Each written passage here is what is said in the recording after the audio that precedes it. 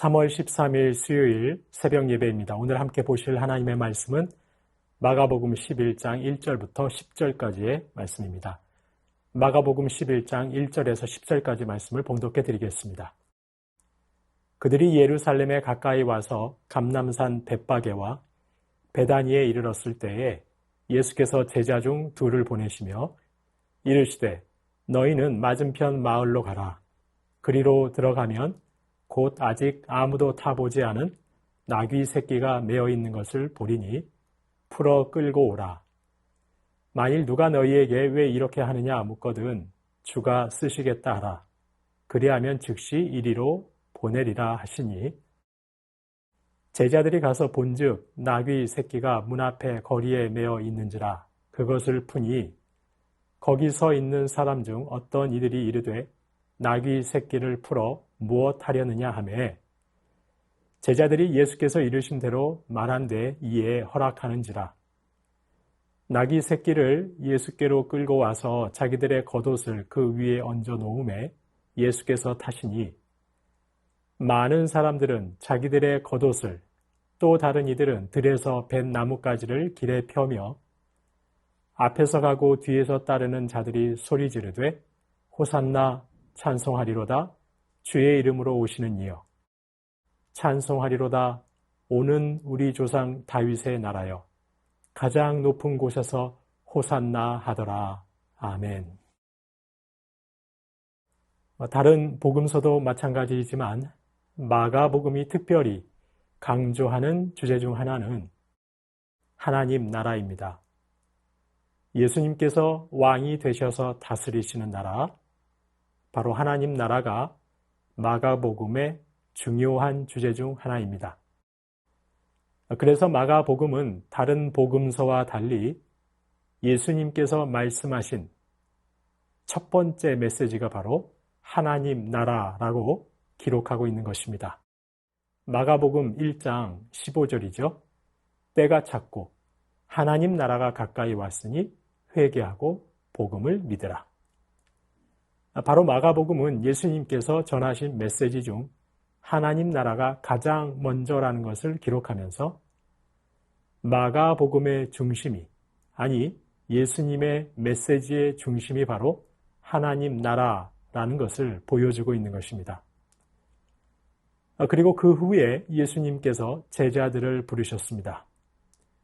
예수님께서 하나님 나라 복음을 선포하시고 그 후에 제자들을 부르신 것입니다.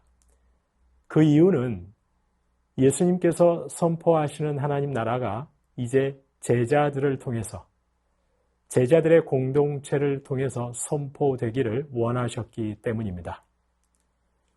그래서 공생의 기간 제자들에게 하나님 나라는 어떤 나라인지 우리 주님 가르치셨던 것이고 몸소 보여주셨던 것입니다. 오늘 본문도 마찬가지입니다. 예수님께서는 이제 예루살렘에 입성하십니다. 아직 한 번도 사람을 태운 적이 없는 나귀 새끼를 타시고 입성하십니다. 이 본문에서 저희는 하나님 나라는 어떤 나라인지 다음과 같은 세 가지를 묵상할 수 있습니다. 첫째, 하나님 나라는 순종의 나라입니다. 순종으로 세워지는 나라입니다. 예수님께서는 예루살렘 가까이에 있는 감람산 벳바게에 이르자 두 제자를 보내십니다. 맞은편 마을로 가 아직 아무도 타보지 않은 새끼 나귀를 준비하도록 하십니다. 예수님께서 나귀를 준비하라 하신 이유는 예수님 자신이 바로 구약에서 말씀하신 그 메시아임을 보이시기 위함이었습니다. 스가랴서가 말씀한 나귀를 타는 바로 그 왕이심을 보이시기 위함이었습니다. 제자들은 다소 이해할 수 없었고 당혹스러웠습니다. 하지만 순종했습니다. 나귀의 주인도 제자들이 주님의 요청을 전하자 기꺼이 내주었습니다. 두 제자와 나귀 주인의 순종으로 예수님께서는 이제 구약이 말씀한 대로 나귀를 타고 예루살렘에 입성하실 수 있게 되었습니다. 하나님 나라는 순종으로 세워지는 나라입니다. 하늘 영광 뒤로 하고 십자가에 달리시기까지 순종하신 우리 주님의 순종, 그 순종으로 시작되는 하나님 나라는 이제 예수님을 사랑하는 이들, 바로 저와 여러분의 순종을 통해 확장되고 더 굳게 세워질 것입니다. 둘째, 하나님 나라는 겸손과 평화의 나라입니다. 제자들이 새끼 나귀를 끌고 와서 겉옷을 그 위에 얹자 예수님께서 타십니다. 사람들은 자신들의 겉옷을 깔거나 들에서 벤 나뭇가지를 길에 펴면서 주님을 따릅니다. 호산나를 외치며 주님을 따릅니다. 하지만 사실 예수님의 이 예루살렘 입성은 제국의 왕들에 비하면 초라하기 그지없습니다. 볼품없는 입성입니다. 그런데도 주님께서 나귀를 타신 것은 주님의 나라가 겸손과 평화로 세워지는 나라임을 보여주시기 위함입니다. 세상 나라는 힘으로 영광을 구하는 나라입니다. 하지만 하나님 나라는 자신을 낮추고 섬기고 희생함으로 영광을 구하는 나라입니다. 세상 나라는 칼로, 총으로 세워가는 나라입니다. 하지만 하나님 나라는 평화의 왕이신 주님의 평화로 세워가는 나라입니다. 마지막 셋째, 하나님 나라는 인내로 세워지는 나라입니다. 예수님께서는 지금 다윗의 아들로 입성하고 있습니다. 메시아로 입성하고 있습니다. 하지만 동시에 이제 곧 있을 십자가 죽음, 바로 고난의 종으로 입성하고 계십니다. 안타까운 것은 예루살렘 입성에 이런 의미가 있다는 것을 아는 이가 아무도 없다는 것입니다. 오직 예수님만 아십니다. 많은 사람이 환호하지만 이 환호가 얼마나 일시적이고 이 환대가 얼마나 세속적인 환대인지 아무도 모릅니다. 오직 우리 주님만 아셨습니다. 이제 인류 역사에서 가장 비참한 한 주간이 시작될 것입니다. 하나님의 아들이 인간의 손에 죽임당하는 가장 참담한 일이 벌어질 것입니다. 이 비통한 사건을 환호하는 무리와 제자들은 아무도 모릅니다. 주님께서는 한없이 외로우셨던 것이죠. 외롭고 고통이 극에 달하는 십자가의 길을 홀로 걸으셔야 했던 것입니다. 얼마나 참고 또 참으셨을지. 인내하며 걸어가시는 예수님의 십자가의 길. 바로 하나님 나라는 이 인내로 세워지는 나라입니다. 그런데 예수님께서 왕으로 다스리시는 하나님 나라가 이 땅에서 가장 선명하게 구현되는 곳이 바로 교회입니다. 교회는 예수님께서 머리가 되셔서 다스리시는 공동체이기 때문입니다. 따라서 교회는 하나님 나라가 가장 먼저, 가장 온전하게 이루어지는 공동체인 것입니다. 그러므로 교회는 순종으로 세워져야 합니다. 내 마음에 들지 않아도 내 뜻과 충돌해도 그것이 하나님의 말씀이라면 그 말씀에 순종할 때 교회는 하나님 나라 공동체 되는 것입니다. 내가 가진 인간적인 능력이 있습니다. 권세가 있습니다. 힘이 있고 재정이 있습니다. 하지만 그것이 아니라 겸손과 평화로 섬길 때 교회는 온전한 하나님 나라 공동체 되는 것입니다. 내가 받들기 힘든 말씀에 순종해야 하기 때문에 인내가 필요합니다. 당장 나의 권세와 능력이 아니라 겸손하게 모든 이들과 화평해야 하기 때문에 인내가 필요합니다. 참고 또 참아야 합니다. 그렇게 인내로 섬길 때 교회는 온전한 하나님 나라 공동체로 세워져 갈 수 있는 것입니다. 그리고 하나님께서는 그런 교회를 통해 세상을 새롭게 하시는 것입니다. 세상을 고치시고 하나님의 통치와 다스림이 충만하게 하시는 것이죠. 성도님 여러분, 저와 여러분, 특별히 우리 장로님, 안수집사님, 권사님들과 같은 직분 받으신 분들께서 하나님 나라 공동체인 교회를 섬기실 때 더욱 순종하심으로 섬기실 수 있기를 소망합니다. 내 뜻, 내 고집이 아니라 말씀에 순종하심으로 섬기실 수 있기를 간절히 소망합니다.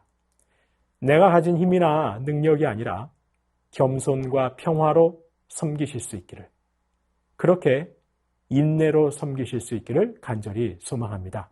그리하여 우리 새순교회가 하나님의 통치가 가득한 온전한 하나님 나라 공동체 되어 이 시대에 귀하게 쓰임받는 교회 될 수 있기를 주님의 이름으로 축원합니다.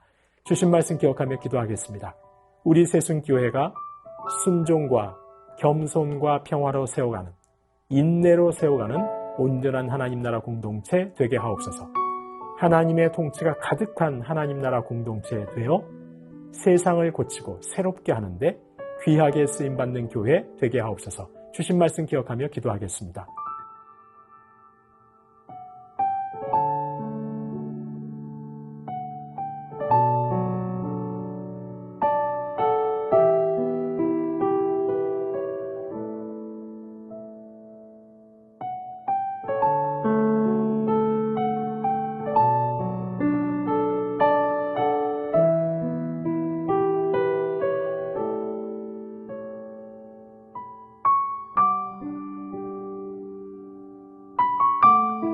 나라와 열방을 위해서 기도합니다. 국민들의 정치, 경제, 사회적인 의식이 하나님 나라에 걸맞게 성숙하게 하옵소서.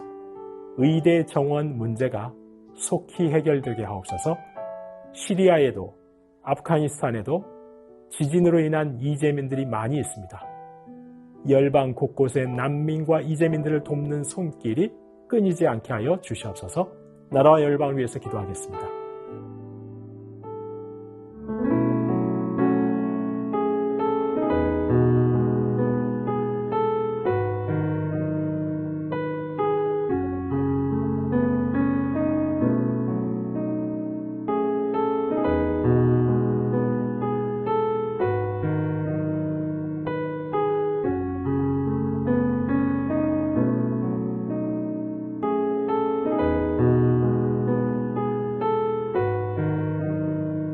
교회를 위해서 기도합니다. 진노 중에도 긍휼을 잊지 않으시는 하나님의 사랑을 날마다 누리게 하옵소서. 시니어 어르신들 강건케 하옵소서. 스리랑카 선교지 탐방팀과 우리 주님 동행하여 주옵소서. 순모임마다 말씀과 기도의 은혜와 성도 간의 교제가 넘치게 하옵소서. 사순절 기간 그리스도의 십자가 은혜를 깊이 묵상하게 하옵소서. 교회를 위해서 함께 기도하시겠습니다.